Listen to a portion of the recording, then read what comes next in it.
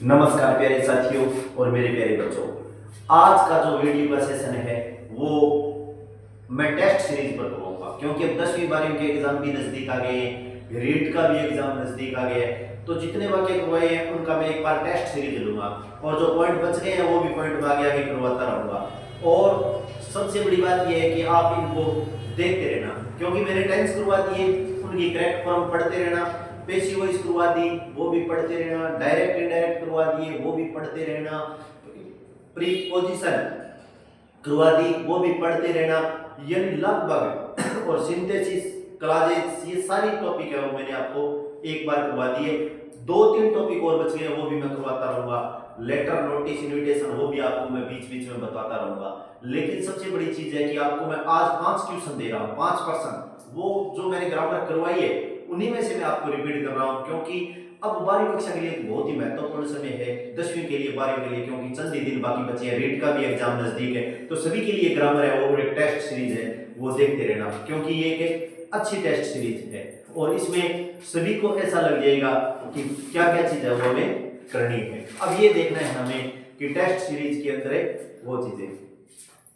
अब देखो, पहला, ही इज स्लो, वाक्य दिए मैंने, ही इज स्लो और ही इज रेगुलर। अब देखो वाक्य कहता है ही इज स्लो और ही इज रेगुलर। अब ही इज स्लो और ही इज रेगुलर, इसमें कंपाउंड करना है आपको। कंपाउंड के अंदर पहले तो ये समझना है, वाक्य को समझना है कि कंपाउंड होता क्या है। इसमें बहुत चीजों का प्रयोग होता है, नॉट ओनली बट आल्सो का कर सकते हो, आइदर और का कर सकते हो, बट का प्रयोग कर सकते हो, लेकिन हमें पता लगना चाहिए कि वाक्य किसमें कौन सी में जोड़ना है। कंपाउंड का मतलब ये दिया है। अब देखो ही इज स्लो, तो देखो ही इज स्लो वह है क्या है, बिल्कुल धीरे चल रहा है, और ही इज रेगुलर, रेगुलर का मतलब क्या है, नियमित। अब देखो इसमें पहला वाक्य ना ही इज स्लो और दूसरा क्या है, ही इज रेगुलर। अब ये थोड़ा सा बात वाक्य को देखो कि वह है बिल्कुल धीमी गति से चल रहा है लेकिन वह नियमित रूप से चल रहा है। एक वाक्य दूसरे वाक्य का थोड़ा सा हटकर है, लेकिन, किंतु, परंतु ऐसा शब्द लगाते हैं। तो अब इसमें क्या जोड़े देंगे हमें, ही, पहला मैं क्या लगाऊंगा ही, और बाद में ही इज स्लो, यहां तक मैंने पूरा लिख दिया वाक्य। अब ही इज स्लो वह धीमा चलता है, लेकिन अब देखो ही इज एक बार आ गया तो अब हम इसको हटा देंगे, ही इज को क्या कर देंगे, हटा देंगे, और इसमें जोड़ना है बट, क्या लगा देंगे, बट जुड़ेगा, कंपाउंड बन जाएगा फिर, और दूसरे में क्या बच गया, रेगुलर। ये याद रख लेना भाई एक वाक्य के अंदर। अब देखो ही इज स्लो वह धीमा चल रहा है लेकिन है वो नियमित, लगातार चल रहा है, तो मैं पहले क्या लगा दिया, ये पहला वाक्य में पूरा लिख दिया मैंने, ही इज स्लो। अब दूसरे वाक्य में लेकिन वो नियमित है, तो मैंने क्या लगा दिया यहाँ पर बट, और दूसरे में ही इज एक बार आ गया तो बचा क्या है, रेगुलर। ये बन गया है कंपाउंड सेंटेंस। क्या बन गया है, कंपाउंड सेंटेंस। अब देखना एक और वाक्य, I am in the right you are in the wrong, ये भी एक वाक्य है, दूसरे का थोड़ा सा अपवाद है, दूसरे को गलत साबित कर रहा है, तो अब हमें कंपाउंड बनाना है कि I am in the right, मैं तो सही हूं, लेकिन you are in the wrong, तुम इस समय गलत हो, ठीक है ना। तो हम वाक्य को ऐसे बना देंगे, देखो आई एम और बाद में क्या लगा दिया, इन द रॉन्ग, पहला वाक्य इन द राइट, पहला वाक्य कंप्लीट लिख दिया मैंने, आई एम इन द राइट। अब यहां ये निशान लगा दें। अब देखो इसमें तो ही और ही दोनों कर्ता समान थे, इसलिए मैंने दूसरा है वो सिर्फ रेगुलर लिख दिया, लेकिन यहां सब्जेक्ट है वो भिन्न है, आई अलग है, यू अलग है, तो मैं क्या लगाऊंगा, जैसे ही अब आगे, लेकिन अब क्या कर दूंगा मैं यहाँ पर बट, फिर मैं बट लगा दूंगा, यानी आई am in the right but, अब की बार पूरा का पूरा वाक्य करना पड़ेगा हमें, छोड़ना नहीं है, क्योंकि यहां आई अलग है, यू अलग है, बट आगे क्या लगा दूंगा मैं, यू आर, और बाद में क्या लगा दिया मैंने, इन द रॉन्ग, क्या लगा दिया मैंने, इन द रॉन्ग। अब देखो एक बार फिर से समझने का प्रयास करें इन दोनों वाक्य को।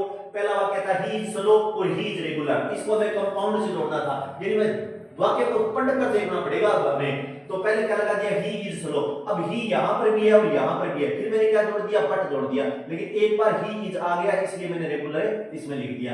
ये तो है कंपाउंड का। दूसरा है I am in the right और you are in the wrong, इसमें भी कंपाउंड है, तो यहां आई है और यहां पर क्या है, यू है, इसलिए मैं पहला वाक्य तो कंप्लीट लिख दूं लिखूंगा आई एम इन द राइट, फिर मैं निशान लगाकर और फिर क्या कर दिया मैंने बट, और क्या लगा दिया आगे दूसरा वाक्य you are in the wrong. बहुत ही सरल वाक्य है, कंपाउंड के वाक्य करना बहुत ही आसान से वाक्य है भाई। अब देखना है एक वाक्य और देखो, मैंने फ्रेजल वर्ब आपको करवाई थी, फ्रेजल वर्ब के 12वीं कक्षा के अंदर कैसे पूछते हैं और हर कंपटीशन में भी, चाहे वो रीट का एग्जाम हो, पूछते कैसे हैं कंपटीशन में, कैसे पूछेंगे कि माय कार, फिर खाली स्थान छोड़ दिया, on the way, on the way का मतलब है रास्ते के ऊपर या रास्ते में, वे का मतलब हो गया रास्ता, ठीक है ना। अब इसमें यहां लगाना है ब्रोक डाउन या ब्रोक अप में से एक लगाना है। मैंने आपको मीनिंग लिखाए थे, जो मीनिंग लिखाए थे ना फ्रेजल वर्ब में, वो बहुत इंपॉर्टेंट है। अब देखो ब्रोक डाउन यानी ब्रेक डाउन मैंने आपको लिखाया था, ब्रेक डाउन होता है किसी मशीनरी का खराब हो जाना, यंत्र का खराब हो जाना, ठीक है ना, वाहन का खराब हो जाना। और broke up, broke up breakup का मीनिंग बताया था मैंने। ब्रेकअप होता है किसी से रिश्ता समाप्त कर लेना, अपना जो रिलेशन चल रहा है उनको समाप्त कर लेना, पारिवारिक कलह की वजह से किसी वजह से रिश्ता है वो समाप्त हो जाए, वो ब्रोकअप है। अब यहाँ पर इसमें ब्रोकअप का तो रूल है नहीं, माय कार, कार का आ गया तो ब्रोक डाउन, मीनिंग याद है ना, जिस बच्चे की कोई दिक्कत नहीं होगी। ब्रोक डाउन हो गया मशीनरी का खराब हो जाना, तो यहाँ क्या लगेगा my car broke down on the way, रास्ते में रुक गई, खराब हो चुकी थी, ठीक है ना।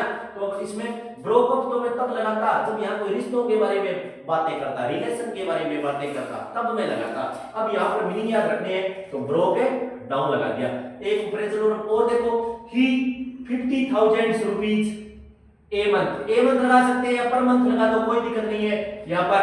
अब देखो ही 50,000 रुपीज यानी वो एक महीने में कितने 50,000 रुपए अब देखो कमाता है। तो ब्रिंग अप, ब्रिंग अप तो होता है लालन पालन करना, मीनिंग लिखाया था मैंने, मीनिंग का इसमें बहुत इंपॉर्टेंट है। ब्रिंग अप तो हो गया पालन पोषण करना, और ब्रिंग इन दूसरा क्या देगा आपको, ब्रिंग इन। ब्रिंग इन होता है जीविका पार्जन, कमाना, यानी कमाने के लिए मीनिंग आता है वो ब्रिंग इन आएगा, याद रखना। तो अब इसमें क्या कहा, ही 50,000 रुपीज ए मंथ। तो हम ब्रिंग अप तो पालन पोषण करते ना, या पेरेंट्स होते चिल्ड्रन का या किसी और का, तब तो हम ब्रिंग अप लगा देते। अब क्या है यहाँ पर ब्रिंग इन आएगा, क्योंकि वह ब्रिंग इन, ब्रिंग इन लगाने का मतलब है यानी यहाँ क्या लगा देंगे हमें, ब्रिंग इन लगाएंगे। और यहाँ पर जो ये और यहाँ पर ब्रोक डाउन लगाऊंगा मैं, क्यों ब्रोक डाउन लगाने का मतलब है कि इसमें तो मशीनरी का खराब होना और इसमें जीविका अर्जन है। तो अब ब्रिंग अप तो मैं तब लगाता जब पालन पोषण के लिए होता। अब है आज का लास्ट वाक्य, Sita is much tired she can not cook food. Too से जोड़ना है वाक्य को, बहुत इंपॉर्टेंट वाक्य, बहुत बार पूछता है टू। अब देखो सीता इज मच आ जाए चाहे वेरी आ जाए, याद रख लेना, यहाँ मच भी देता है और कई बार वेरी भी देता है, इन दोनों को ही हमें हटा देना है। एक तो इसको हटाना होता है ना, उसके ऊपर हम निशान लगा देंगे, एक तो ये हटेगा, और दूसरे वाक्य में नोट तक वाक्य को क्या कर देना है, छोड़ देना है। ज्यादा नियमों में नहीं उलझना है, ज्यादा नियम के चक्कर में नहीं पड़ना है, हमें याद रखना है एक तो मच या टायर्ड आएगा और एक है वो नोट तक वाक्य छोड़ देंगे। अब क्या कह सकते हैं, कई बच्चे कह देते हैं तो ये टू पहले लगा दे तो नहीं लगेगा, क्योंकि ये दिया हुआ है ना, पहले टी डबल ओ दिया है तो ये जुड़ेगा, टी और टू बाद में दिया है तो बाद में जुड़ेगा। तो अब यहाँ पर सीता को मैंने सीता लगा दिया और इज को मैंने इज लगा दिया, और पहला टी डबल और टू को टू लगा दिया, बच गया क्या, टायर्ड। क्या बच गया, tired. Sita is to tired. यहां तक कंप्लीट हो गया, नोट तक मैं वाक्य छोड़ूंगा। अब दूसरा क्या बच गया, टी और टू जोड़ना है तो मैंने टू लगा दिया, और बाद में नोट तक छोड़ने के बाद क्या कर दूंगा मैं, कुके फूड, कुके फूड। देखो कितना आसान है, यानी याद रखो सीता इज, अब अगर मच की जगह वेरी देते तो भी टी डब्ल्यू टू लगाना है, सीता इज टू, और बाद में क्या बच गया, पहले वाक्य में टाइम। अब दूसरा वाक्य जैसे ही स्टार्ट होगा ना टू टू में, नोट तक वाक्य को छोड़ देना है, सब्जेक्ट से लेकर नोट तक वाक्य क्या करेंगे, छोड़ देंगे।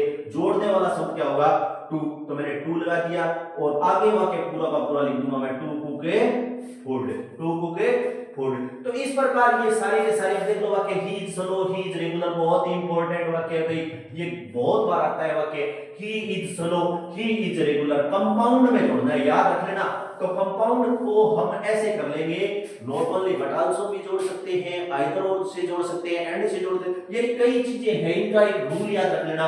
वाक्य को हम किसी तरीके से जोड़ सकते हैं, लेकिन ये थोड़ा सा वाक्य है वो एक दूसरे से थोड़ा सा हटके रहे, यानी वो कह रहा है he is slow, he is regular, तो हम क्या लगा दिया, ही इज स्लो, सब्जेक्ट एक होने की वजह से मैंने यहां बट लगा दिया, ही इज को छोड़ दिया और क्या लगा दिया, रेगुलर। अब ये वाक्य भी important, I am in the right, you are in the wrong. Compound में करना है तो I am in the right, मैं तो सही हूं, लेकिन, किंतु, परंतु, सब कुछ कह सकते हैं बट को, but you are in the wrong, आगे पूरा का पूरा लगा दिया। ये फ्रेजल वर्ब है। फ्रेजल वर्ब को बार-बार मीनिंग है उनको फ्रेजल वर्ब को पढ़ना, सिंथेसिस के भी बार-बार है वो मीनिंग पढ़ना। हर ग्रामर के में 5-5 7-7 वाक्य है, जितने भी टाइम बचा है उस टाइम में मैं हर चीज को एक बार रिवीजन कराऊंगा। रिवीजन कराने का मतलब ये नियमों में ज्यादा नहीं उलझना है, नियम जितने करेंगे ना तुम्हारे से गलती ज्यादा होती है, लेकिन वाक्य निकालेंगे ना, निकाल कर देखेंगे तब ही जाकर वह ग्रामर है वो हल होगी। और व्याकरण का एक रूल है, पढ़ते रहो, याद रखो। व्याकरण को छोड़ दिया तो व्याकरण आपको छोड़ देगी, ये बात निश्चित है भाई। तो हमें इस तरीके से अच्छी से रूप से तैयारी करनी है बचे हुए समय के अंदर, और नशे की प्रवृत्ति से तो बिल्कुल दूर रहना है। और हर ये संदेश है, एक व्यक्ति को, एक आदमी को नशे से जरूर दूर रखेगा। हर आदमी एक आदमी को कहेगा, प्रत्येक व्यक्ति को एक एक को यदि सुधारेंगे तो समाज है वो ऑटोमेटिक सुधर जाएगा। इस प्रकार धन्यवाद, और अगला टॉपिक कल और करूंगा इन्हीं शब्दों के साथ। Thank you.